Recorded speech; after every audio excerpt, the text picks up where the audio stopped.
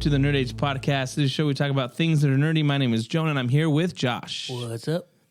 How's it going? So it's been a while, unfortunately. We recorded last week, and we recorded an hour episode, talked about a lot of cool things. Some awesome stuff. Did our predictions for Stranger Things. We talked about Visions Volume 3. We did a ton of stuff, and went home, and the SD card broke in my hand. So it's a lost episode. You will never hear that. That will never be heard. Yeah. It was recorded. So how did that happen? It just disintegrated in your hand? Or? No, so when I tried to put it into the back, it wasn't going in. And then when I pulled it out, you forced it. It was like broken. And I realized we were having trouble putting it in here. Yeah. So that was the reason. But yeah, so the lost episode of the Nerd Age Podcast. But we're back this week. Instead of going over all what we did last time, we're just going to forget it. Forget like it ever happened. It was just me and my brother hanging out. So that's fun. We got some news. We're going to discuss some random stuff. And then the main part of this episode is going to be Stranger Things Volume 1. We're going to talk about our thoughts and spoilers about it. So you've been warned. But first, just a few things. I'm just going to do some rapid fire news. First thing we're going to talk about it. A new Men in Black film is in the works. What? Will Smith is being eyed to return with his character written into the script in the hope that he signs on. Source, Deadline. Do you want another Men in Black movie? I don't think I've watched. Didn't they do a kind of reboot-ish? Yeah, kind of. Oh, with Chris Hemsworth, right? Yeah, Never I didn't watch watched it. I forgot that movie existed until just now. How many are there original ones? 3? Or 2? The first one's a classic. I remember that. First one's a classic. Second one sucks. More sugar and water. Yeah. Classic. Law and Order. Number 2. Yeah, Kingpin himself. that's right. Vincent D'Onofrio. That's one of those random ones where, like, I watched that movie when I was a kid, had no idea who it was, and then you're like, that was Vincent D'Onofrio? Yeah. You know what I mean? Pretty nuts. I do the same thing with Jurassic Park Lost World. I'm like, Vince Vaughn is in this? Anyway, I don't care about Men in Black reboot. Me whatever neither. they're doing. I don't care. Unless they bring Tommy Lee Jones back. You know? Is he still alive? Yeah, he's still alive, but barely hanging on by a thread, I think. Yeah. We'll see. They gotta get Yeah, I'm not a... I mean, Men in Black, whatever. It's not a... It's just...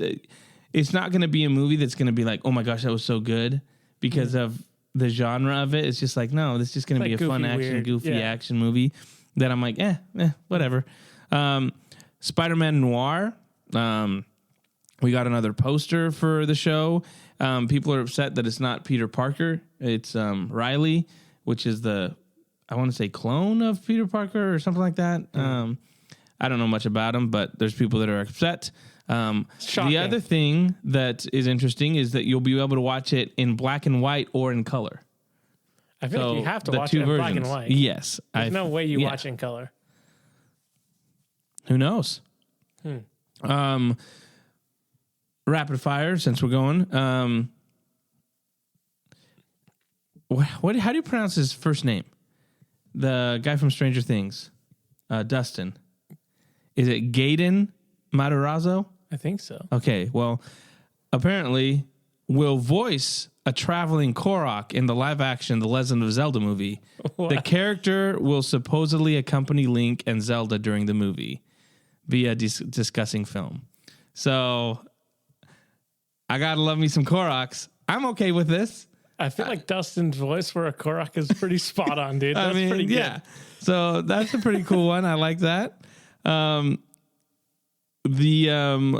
Hold on. I'm trying to get here some before we get to the big news.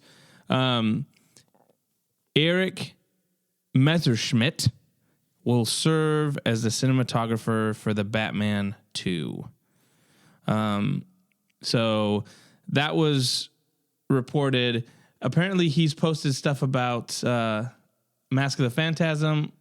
And so has just randomly in the past, and so has the writer of that's helping with Matt Reeves. And so the big news that came out was Scarlett Johansson she was in talks, but then now later on today it was like it's confirmed that she's playing a villain in Batman Part 2, and a lot of people are saying she's going to be the Phantasm. I'd be okay with that. Apparently, they offered it first to Emma Stone, and she declined, which I was like, she also fits that. Yeah. So I'm like, that would be kind of cool if they do a little bit of the Mask of the Phantasm in this Batman. I think that would be a pretty unique way of going about it. Do you think they would do flashbacks then? I don't know. I don't know if they're going to... There's flashbacks in the Mask of the Phantasm, Yes, right? but I don't know if they would... Like adapt it. Adapt it They just exactly throw like her it. It's there. just like she's the character. I wouldn't mind seeing a little more like flashbacks with Bruce. You know what I mean? Yes. Because I feel like that's what we didn't get a lot of. We didn't get a lot of Bruce Wayne in the Batman. So getting some flashbacks and then also getting him in actually interacting with people as Bruce, Yeah. I think would be pretty cool. Yeah, whatever Matt Reeves wants to do, I'm down for it. I trust him. And then make sure James Gunn stays away from it. That's my only thing. it, yeah. That's my only thing. So I think Scarlett Johansson can be a good villain. I hope she's not Poison Ivy. I think that would just be like a lot of people are like, oh, she's got to be Poison Ivy. I'm like, no, Poison Ivy to me is not like, she's not my favorite villain. I don't need Poison Ivy. Especially with we don't have Catwoman in this one. Poison Ivy seems to be really close to Catwoman, just kind of the way they interact with Batman, kind of. So give me someone else, Mr. Freeze, Mrs. Freeze. No, but I think if they do the Mask of the Phantasm, that'd be pretty sick. Pretty cool. A possible new plot description of the Mandalorian and Grogu. So apparently we're supposed to be getting like a bunch of trailers next week.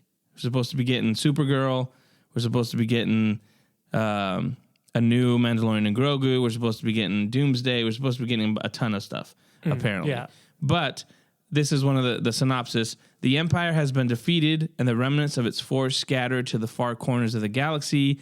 Yet some of the former commanders of this dark era cling to their power and have become dangerous warlords. Din Djarin, together with his apprentice Grogu, track down and neutralize these cells. Several clues lead them to Karzoon, where they not only manage to infiltrate an almost forgotten Imperial facility, but Grogu also discovers an ancient artifact that functions as an amplifier of his abilities. Intrigued with the ancient artifact?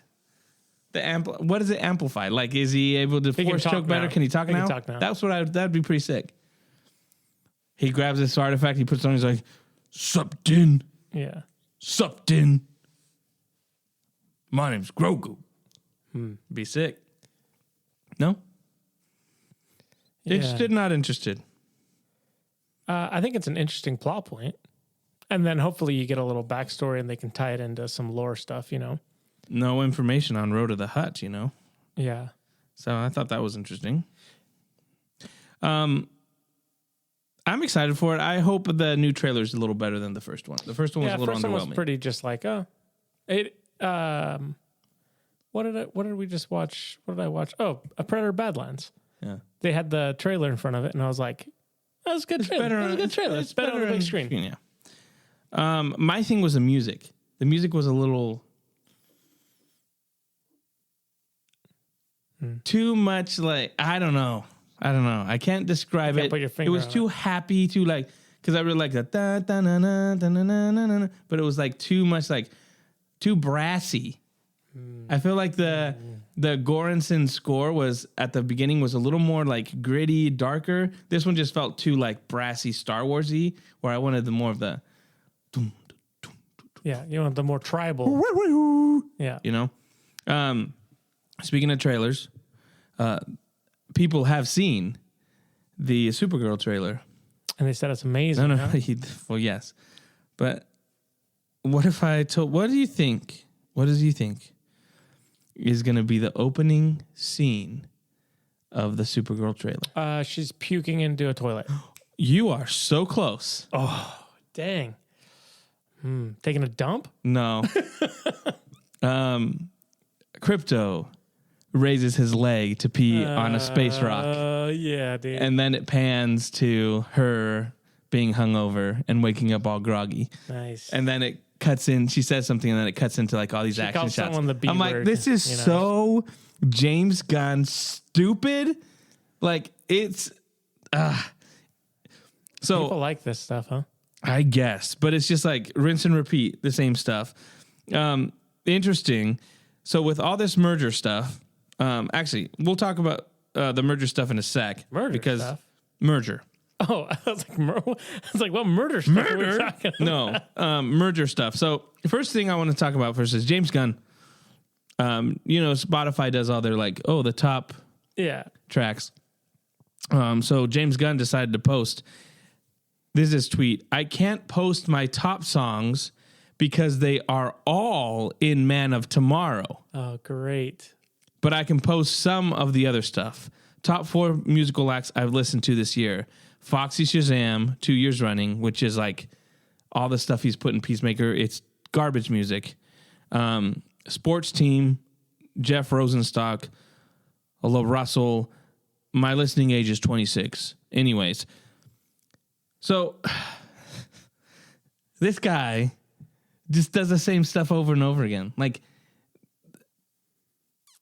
Man of Tomorrow is just going to be more needle drops. Needle drops. Like, this guy's not creative. It doesn't fit the vibe.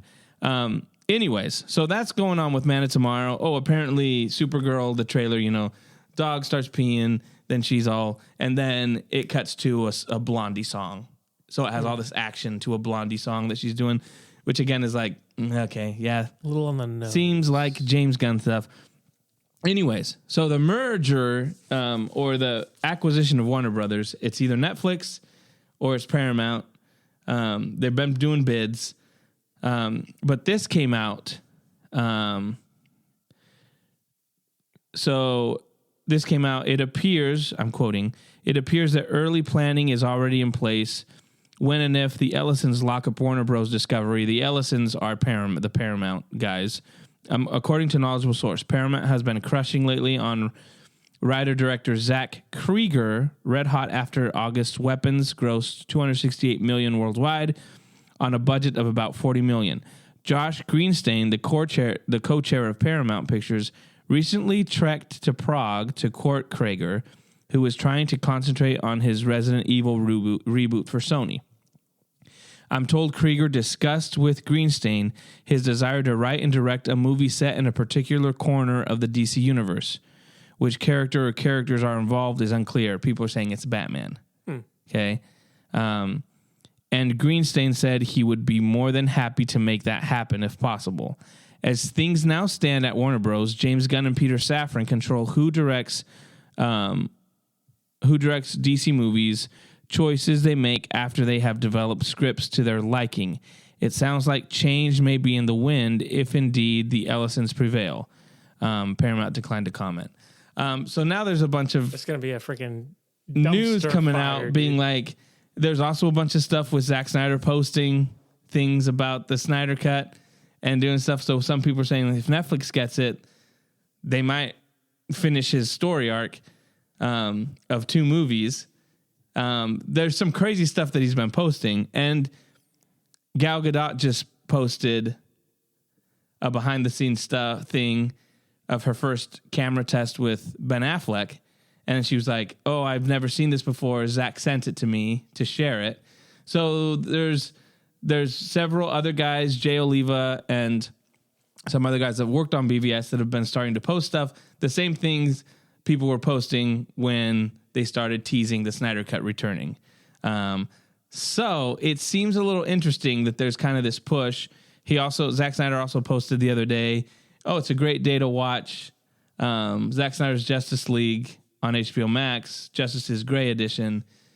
So there's been stuff that people are like, okay, if Paramount does it or if Netflix does it, I think it would be smart for one reason. Let me tell you what. Because you're wearing a Zack Snyder sweatshirt right now? I am. No, but let me tell you, you can film Justice League Part 2 and 3 back to back. And then you just release them like he did Rebel Moon, right? He directed those, filmed those back to back, both parts. You do that, you're done. That you don't have to worry about actors getting super old. You do it and you end it and you end the story there. Then all the Snyder fans are going to be happy that they got to see the end. Ben Affleck dies. We've all seen Ben Affleck, you're gonna kill Ben Affleck off, dude. Bruce Wayne dies. Everyone wins. Bruce Wayne dies. It ends. You put a bow on it. It's nice. It's happy. There you go. And then when they decide to then reboot without James Gunn, then you've got people that are the Snyder fans that are like, okay, I'm ready to do something else, because they're going to respect the fact that you let Zack Snyder finish what he was going to do. All I'm saying, that would be a perfect way to do it. Now you don't have the divide there, right? That's all I'm saying. The Batman Wars, dude. But it's interesting. People are starting to say that Man of Tomorrow is definitely going to come out, but that once this happens, James Gunn is probably not going to have full control over DC, which I don't think he should. Yeah. And then depending on how Man of Tomorrow does, they might be able to be like, yeah, it's not there. We're going to go this other way. Matt Reeves has done his stuff. This other guy is wanting to do something, and kind of see how the chips fall and what happens. But it's kind of crazy. That is kind of crazy. When do they know when they're asking for another round of bids? Dude, can you imagine being freaking Zaslav at HBO right now, running a company into the ground and then being like, yeah, give me more money. More money. It's crazy. It's insane. And that was his plan from the beginning. And that's why a lot of things were coming out saying like, Superman is making so much money, because they're just... he's trying to drive that bottom line up, which is crazy, dude. Oh, yeah, that's nuts. Must be nice. Pretty wild, yeah. Anyways, that's all I got for news. Some crazy happenings. Game Awards happen. Metroid Prime came out. People were complaining about it. It's out next week, I think. Really? I just saw it at Costco. Really? Yeah. I don't think so. Oh, there you go. Saw it at Costco today. It's cheaper at Costco. I want to just go get it. How much is it? Usually $20 cheaper, I think. I'm going to have to do that. It was on my top 10, so I got to buy it, That's right. Yeah, people were complaining about it, though, I know people are complaining about the side characters. But the one side character, other people were saying, like, I guess there's, like, when you're on the desert world, if you have an amiibo, it unlocks music. If you don't, it doesn't. Oh, really? That's like, if you pass the game, then you unlock the music. But if you have the amiibo, you just get it. Huh. I'm like, dumb. But the one thing I saw, it's like maybe one of the lower scores on. It's still like Metacritic was like an 80 or something like that. Yeah. But a lot of people were saying like it feels more like a Zelda game than a Metroid game, and I'm like, you can't. What, you just want the same thing over and over again? Yeah. Because they just added more. Like they're like, oh, there's different areas and dungeons, and I was like, okay. So they just made it more. They changed a little bit. Yeah, I saw some pretty good reviews for it so far, but yeah, might have to pick that up, add it to the list of games that I haven't beat. Apparently, we're gonna get an announcement for a new Star Wars game that people don't know about. Is that at the Game Awards? Yes. Okay, and that's next week. So yeah, hopefully we'll get some good trailers coming out. Yeah. The nominees are pretty much who you'd expect for Game of the Year. Claire Obscure Expedition 33 is the game that everyone's obsessed with, so it'll probably win a bunch. And then Silk Song hopefully will win some stuff, but I feel like Claire Obscure is just going to win everything, essentially. But yeah, we'll see. Hopefully we get some good new announcements. Good trailers. I need some Red Dead. Apparently there's a Red Dead Redemption 2. Maybe I was wrong about this. Like a little expansion pack that they're doing.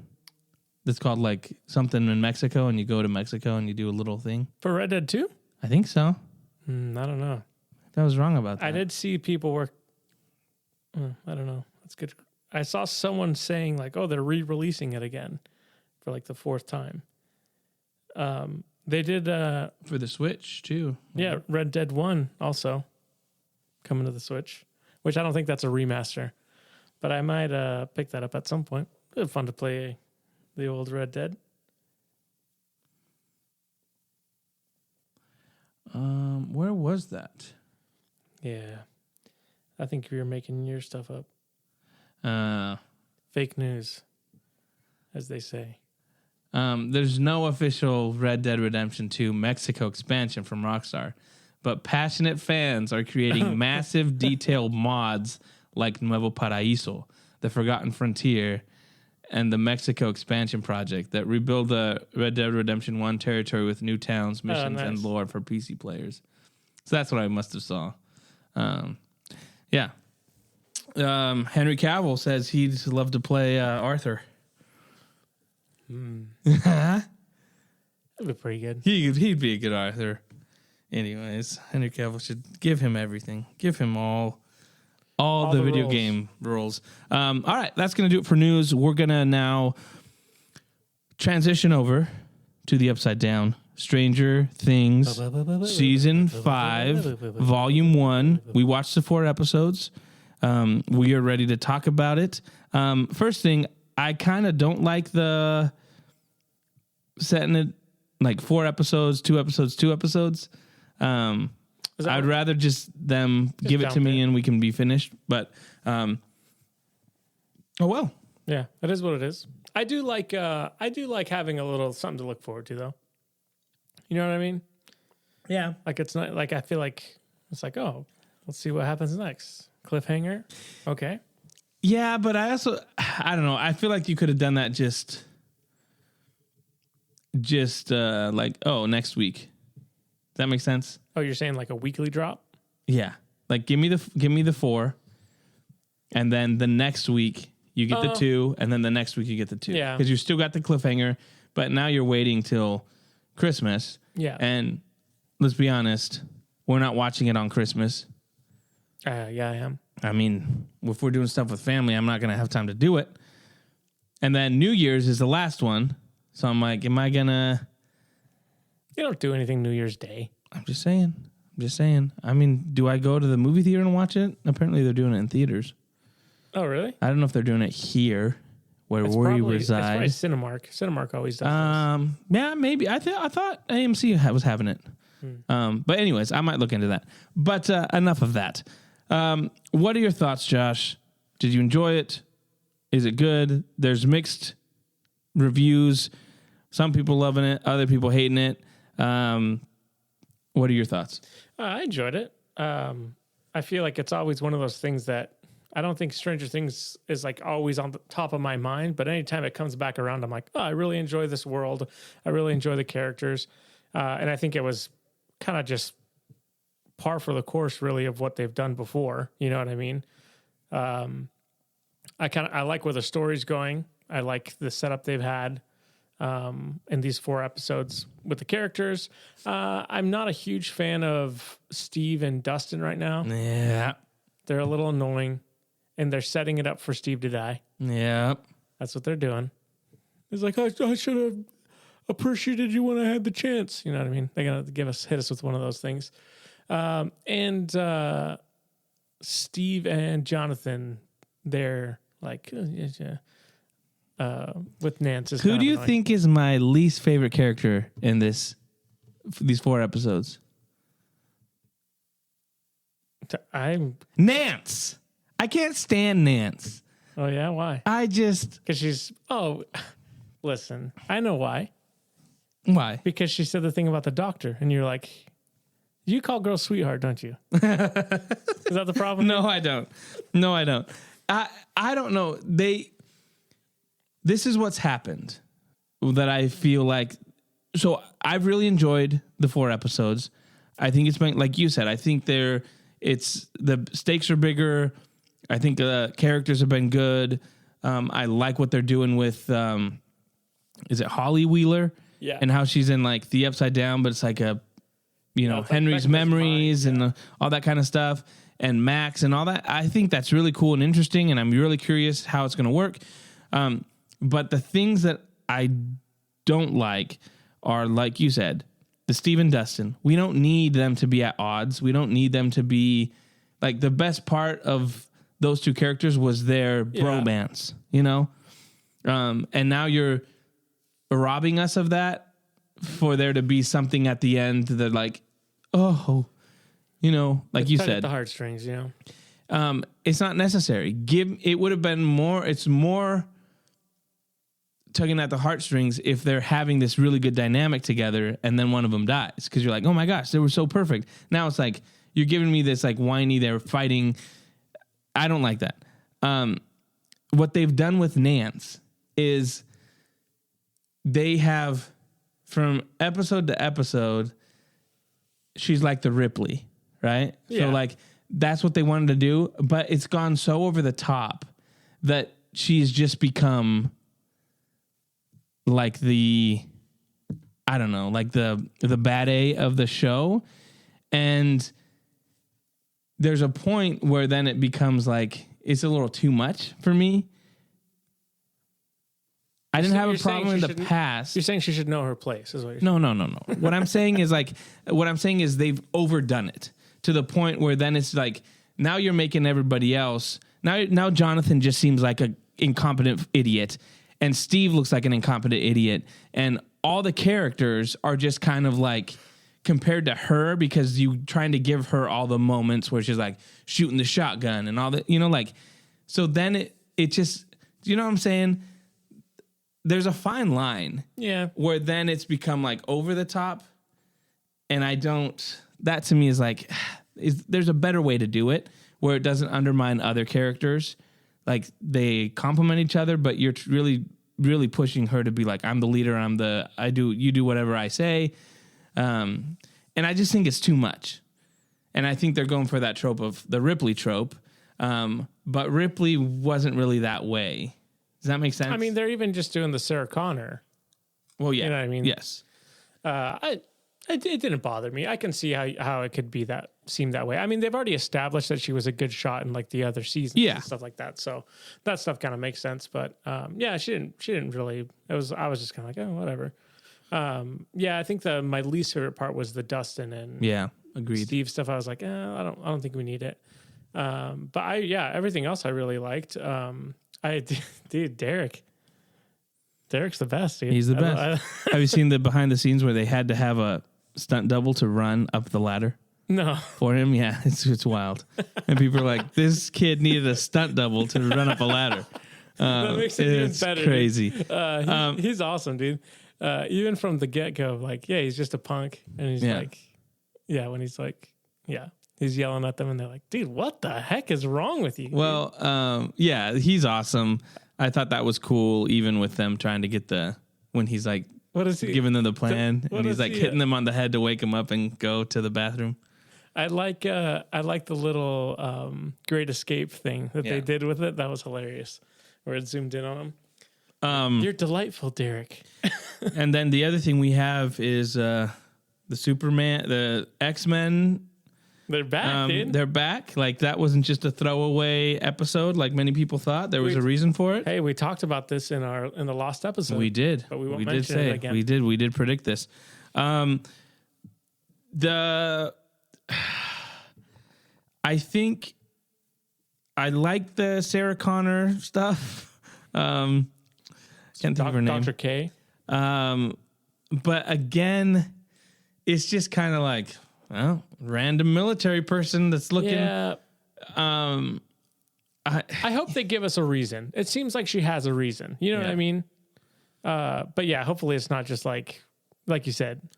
Yeah. Oh, I'm a military scientist and there's some strange things going around here. You know what I mean? Like, hopefully she has a connection either to Dr. Brenner or, something like that. Yeah.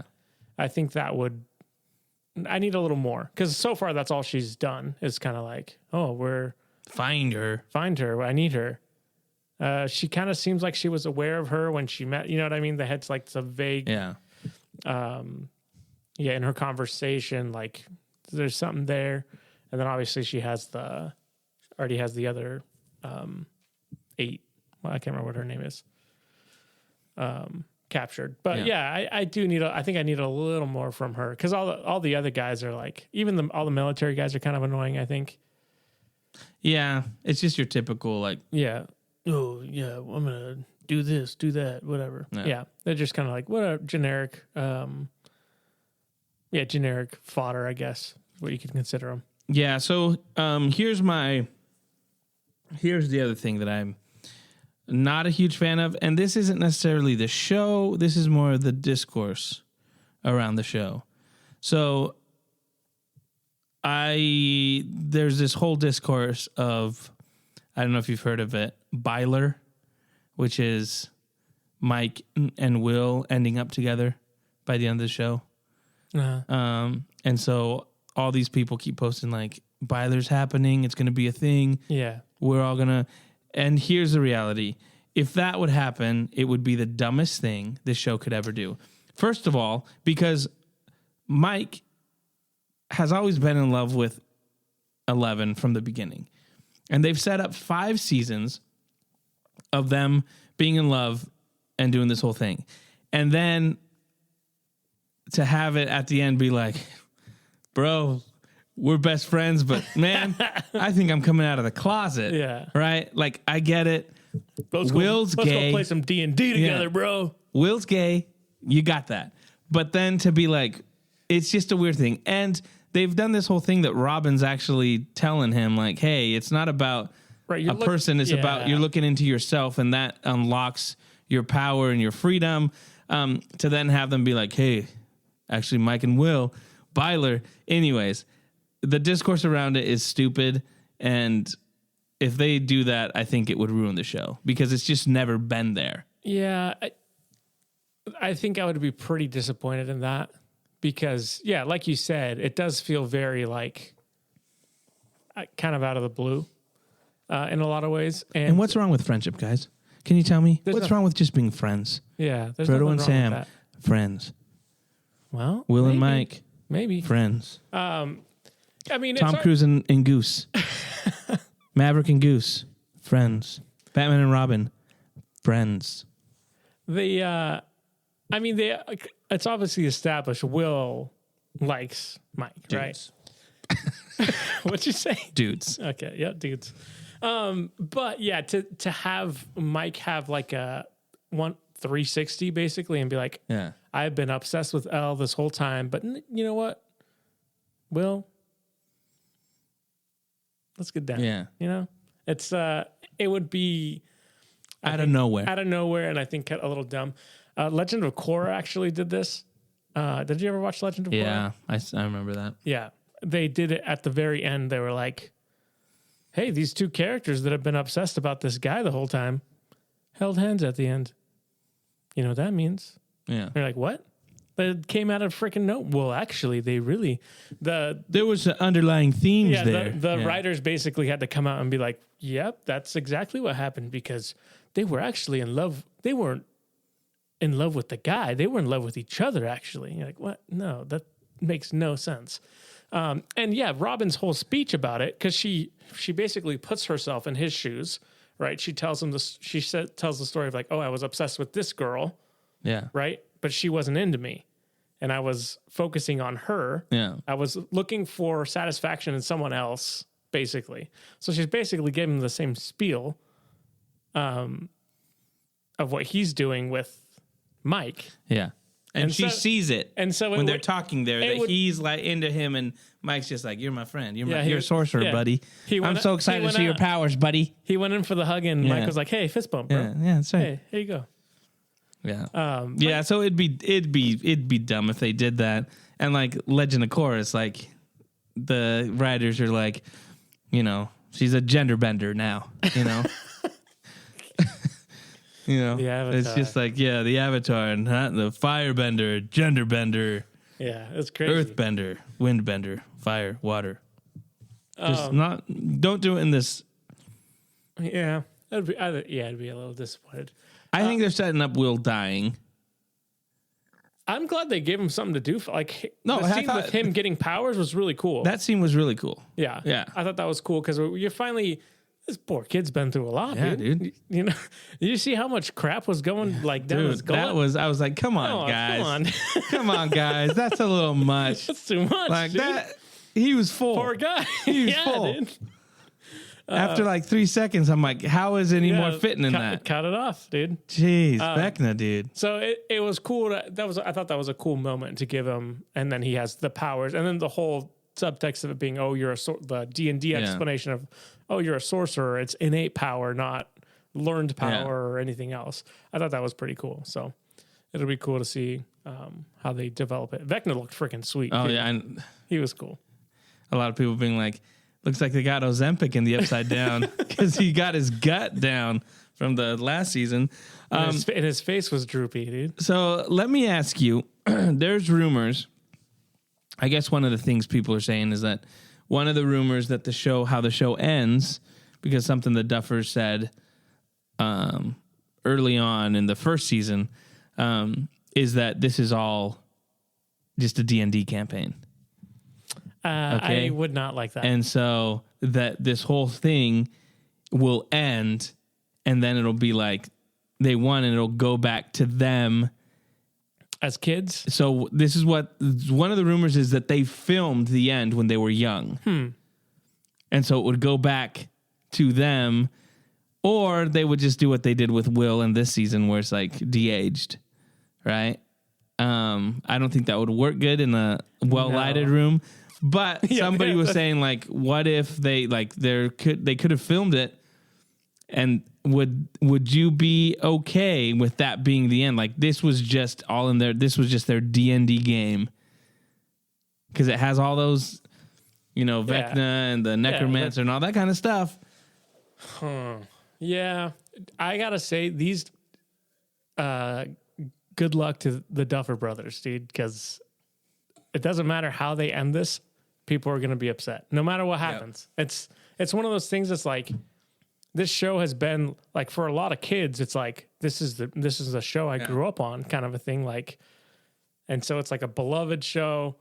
You got to end it. How are you going to do it? Not very many people stick the landing. No, they don't. So, and even if they do stick the landing, half the audience is going to be upset about whatever, because Will and Mike didn't end up together, or vice versa. So, it'll be interesting. Just hearing it, I would be like, that's a little lame. You know what I mean? But if they do it right, I might be able to be convinced. Be interesting. Yeah, I'm not sure. I'm like, it seems a little lame because I want a little more answers, but I'm like, some answers. But at the same time, like, our answer is going to be enough. Like, what are you going to do? Yeah. To make it be like, oh, that was a great ending. That was a great ending. As opposed to like, well, you defeated Vecna, now let's go off to college, guys. Right? Like, yeah. Okay, we're like, that's it. And then they can do Stranger Things the college years, though. They could. Just like maybe that's one of the spinoffs. Yeah. Dustin and Steve go to college. Yeah. Go to Oxford. Yeah, just like Cambridge. Where did they go in Saved by the Bell? Oh, where did they go? I don't know. But they went to college, though. Yeah, they went to college. And then the principal went with them, right? Yeah. So Steve can go with them. Mr. Belding. Yeah, Mr. Belding went with them for some reason. And then whatever is Dustin Diamond. That guy went off the rails. I keep wanting to say Urkel. That's not his name. What's his name? Screech. Screech, dude. Hey, Screech. Stabbed a man. The dad redeemed himself a little. No, he didn't, dude. He went out like a punk. He hit him in the head once. That's why I feel okay. He hit him in the head once. His wife, his drunk wife. That was that's called mom strength. You know what I mean? Yeah, I guess so. But that dad is the biggest pushover in the history of. Like, I didn't get his bacon, dude. Now, let me tell you something. Let me tell you something, guys. As a father, I feel, as a father myself. I thought you were going to say as a pushover. I felt not seen. I felt like the representation was not good. I felt like they made parents, men, fathers everywhere, just be like, I don't get the bacon. I want to kick all these people out of my house. Yeah. I'm going to get in a fight with my wife and then just go hit golf balls and then go in and be like, what the heck? And then just get leveled. And then I'm not even important. My kids don't even care about me. They're like, He doesn't know anything. Mom. Because How do they know that? Maybe he did know something. have you not been watching the show? He has no clue. And then his wife was even like, you don't even know how old she is. And he was like, you got me there. Well, here's the thing, though. They had a conversation, so she could have given all the information to him, and he doesn't have his larynx cut out. He could have talked. But he doesn't have the info. Anyways, as a father, I'm very ashamed of you Duffer Brothers. Do better. Do better. I think it's spot on, dude. When I saw that guy, I was like, man, this just reminds me of Jonah and how he interacts with his family. Yeah. He doesn't even know how old his kids are. I don't. And he's like, hey, what are they do? What are they running around here? And they eat all my bacon. Yeah. So maybe they're right, Duffers. But anyways, I don't appreciate, You don't condone it. Justice for Mr. Wheeler. Yeah. What's his first name? No one knows. No one knows. Deadbeat Dad Wheeler. He has been the worst. How much does he get paid? I don't know. He probably makes a pretty penny, dude. I don't think that much, but anything like, hey, we'll give you $20,000 to just be a sad sack. I wonder. Look it up. Find out. I don't know if it's on. Because if that's the case, then I'm going to be a deadbeat dad just to try to get on a TV show. I can do that. You don't have to be. You have to be an actor to do it. No, you Well, don't have that's to what be I'm an actual deadbeat. Well, I mean, but I should probably training for the role, That's all I'm saying. Yeah, I don't know. I mean, at this point, they're all probably making decent money for Stranger Things. Netflix is dropping. Ooh. I don't think they're gonna have Mr. on Wheeler. there. I mean, okay, so they started. Millie Bobby Brown was making $20K per episode in season 1 and 2, $300K per episode in season 3 and 4. That's crazy, dude. So she's probably not. And season 5, unknown exclusive overall contract with Netflix. That's crazy. That's wild. What? No way. I gotta check I don't know what this source is. I don't know what this website is. What does it say? But they're saying that season 5, Finn Wolfhard is making $875,000 per episode. It's not bad. So he made over $7 million. That's not bad at all. That's not bad for a. Yeah, dude, they're all getting that. For a few months of work, They're all getting and you're that done. $875 million, dude. Millie Bobby Brown's making more, Oh, of way course. more. Winona Ryder's also getting a nice $1 per episode. That's pretty sick. Dang. That's good for her. Yeah, good for them. We need to get something. Like, I need to get cast in we need to Stranger get cast in something. Yeah. Nancy Wheeler. These are all the main characters. Come on. Come on. Come on. Oh, give me that. No Papa Wheeler? No Dang Papa it. Wheeler. He wants the Papa Wheeler. All right. So I think we did our projections, and we both said that the Wheelers' parents were going to get killed. Yeah. They still haven't died yet, but you guys just have to take a word for it. I think Steve and Dustin don't die.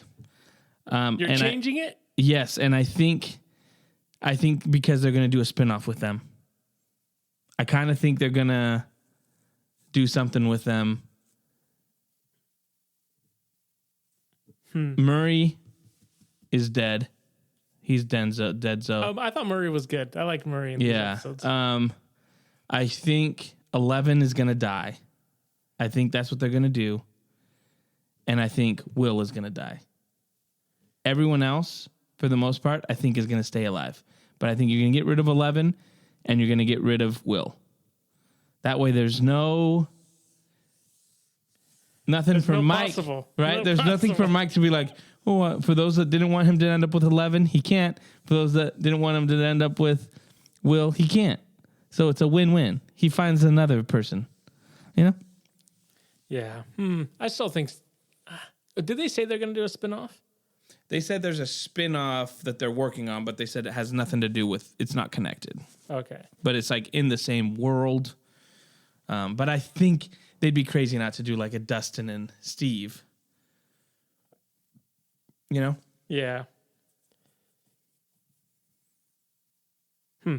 Yeah, that'll be interesting to see. Oh, I thought the Mac stuff was cool. Yeah. That was a cool introduction to, and like you said, I like the Holly Wheeler stuff. It was all good. Yeah. Once you heard the music. Yeah. Yeah. I'm liking it. And we'll get to see the rest in a couple more weeks. Yeah, sounds good. I think that's it for the episode, right? Yeah. We done. That'll do it. All right. Hopefully, this one you'll be able to listen to. If not, we're just going to keep talking to ourselves and remember it as something we did. You can find us on Instagram, X, Facebook, TikTok. And thank you so much for hanging out with us. We'll be back maybe next week, maybe not. We'll see. But we'll be back at some point to finish off Stranger Things. Thanks so much for hanging out. See you later. See you.